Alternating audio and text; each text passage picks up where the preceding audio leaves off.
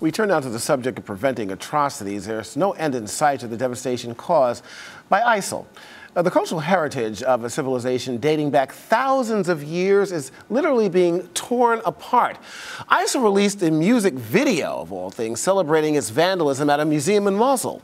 Well, at the same time, hundreds of Assyrian Christians are being abducted from communities in northeastern Syria, in and around the town of Tel Tamir.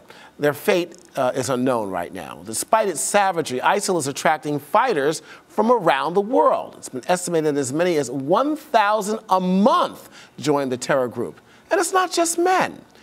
Teenage girls are leaving homes in Europe and the U.S. to travel to Syria. Recently, 3 British teenagers told their parents they were going shopping.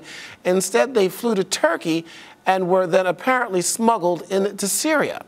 Well, now, authorities believe that they were recruited by this woman, Aqsa Mahmoud, originally from Scotland. She now lives in Syria. Mahmoud uses a Twitter account to lure young British women to join Isil. Moktar Awad is with the Center for American Progress, an educational organization in Washington. 2 of these girls are 15 years old. The other is 16. I guess the question, what could possibly inspire middle-class girls ahead to join such a brutal group in a war zone, no less, in your opinion? The short answer is this sell of an ideology, the way that it's packaged. It's really selling them on the idea that they're going to the Islamic equivalent of a city up on a hill. This is not just fulfillment for their life. Of course, like any other girl their age, they want to get married, they want to have Prince Charming. It's instilled in them that Prince Charming is in the form of a mujahid in a place like ISIS. Now, unfortunately, with some kind of unformulated religious education, skewed understandings of their own faith, they're easily sold this kind of idea that this has to be their fate as young Muslim women, to go and support and sacrifice themselves, here in quotes, for the fight of ISIS.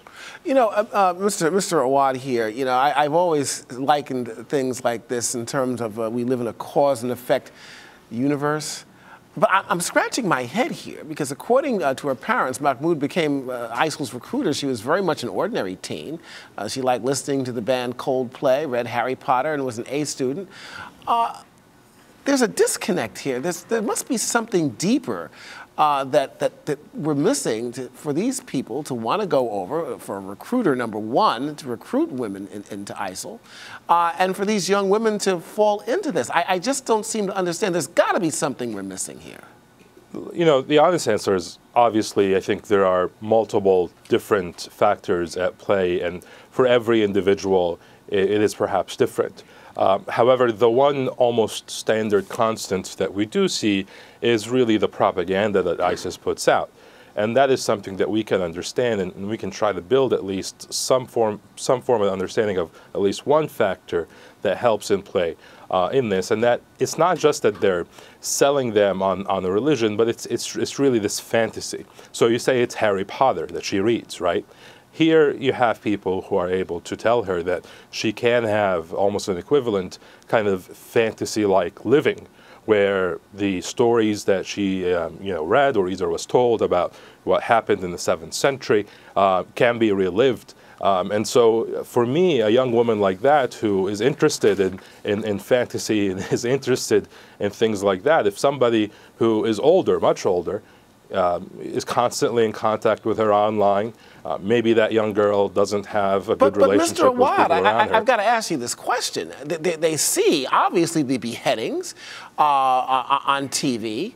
They're talking about taking women as sexual slaves and servants. I mean, these are middle-class women, at least some of them are anyway. They're seeing this stuff, of course, on the media. I just don't understand if they see this kind of thing. What could be luring them into thinking that they're going to go and have some kind of different life?